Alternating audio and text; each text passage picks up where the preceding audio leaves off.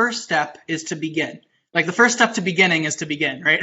And I think sometimes, whether it's writing a lengthy essay or whatever, it's the hardest thing to do is to get started. So I would say the first thing is to get started. But then the question is, right, how do you get started?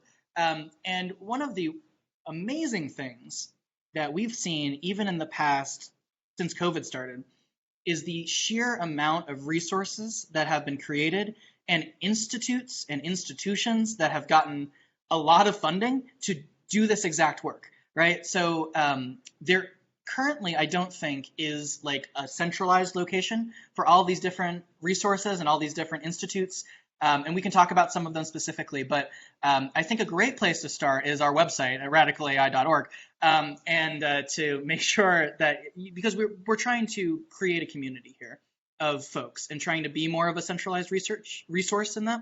And so if you look at some of the folks that we interviewed and kind of follow their organizations, because we're lifting both them up and also their organizations up because they're doing incredible work.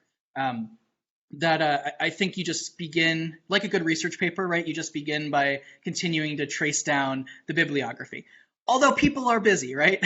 So it's hard to do that. So a few good places to start, I would say, are the Algorithmic Justice League, led by Joy Buolamwini, and some other folks. The Center for Critical Internet Inquiry by Sophia Noble and Sarah Roberts. They're doing some really great stuff. They're pretty new. I mean, Black in AI by Timnit Gebru and Rydia Abeba. Data for Black Lives, as we mentioned earlier, whose CEO is Yeshi Milner. So there are these groups that are out there. We like to think of ourselves as in conversation with them, but also as kind of looking up to them as the folks who are leading the way. But I think, again, that important part is just to get started. And the resources are out there.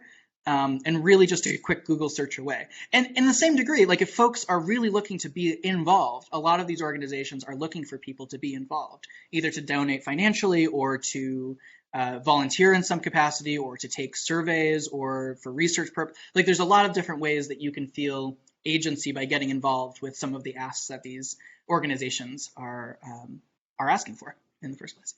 Yeah, and just to add on to that, I mean, I was also going to plug, of course, go to our website, radicalai.org, listen to all the episodes. I think that's a great starting point. And, obviously, besides the fact that it's a shameless plug, it's just sort of a way to dive into a lot of the issues that are in conversation right now. And then, maybe some episodes don't make any sense to you and maybe you don't really care about any of them. Maybe some episodes really resonate with you and dive into that feeling that you are feeling from hearing some of these conversations, especially if you hear anybody come on the show or anybody doing any research that makes you feel uncomfortable. That's also something that Dylan and I are really passionate about in this project, is to try to invite people to sit in that discomfort. And if you find an issue that makes you feel uncomfortable, that's good. And if you listen to us on our podcast talking with somebody about their research that has to do with some sort of, privacy problem, fairness problem, bias, accountability problem, whatever it is, and it makes you feel weird and uncomfortable, that means we're doing our job, because this stuff is tricky. It's not easy to talk about. And that's why we need to talk about it, because we've been ignoring these things for so long.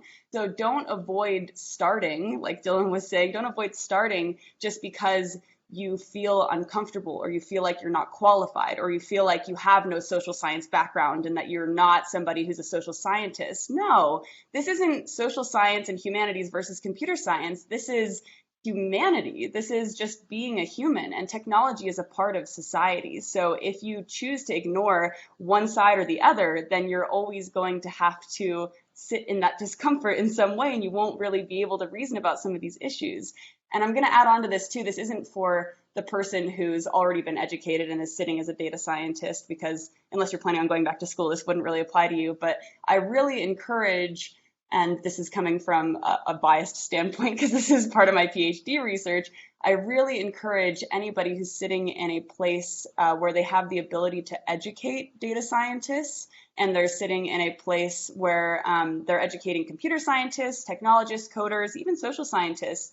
to talk about these issues in the classroom and include even just a simple ethical speculation module in the computer science classroom, something that gives people the ability to think about the possible unintended consequences of technology that they're creating. And it doesn't mean that we know everything that's going to happen. I mean, when facial recognition software was created, nobody could ever predict what could have been used for, or what it could have been used for in all the goods and bad ways. But we can reason about the potential goods and the potential bads and think, well, is this technology worth it for us to create in the first place? And that all starts with starting. Thank you so much for listening to this clip of the Data Talk podcast. To check out the full show or see the full catalog of previous episodes, go to Experian.com/Data Talk.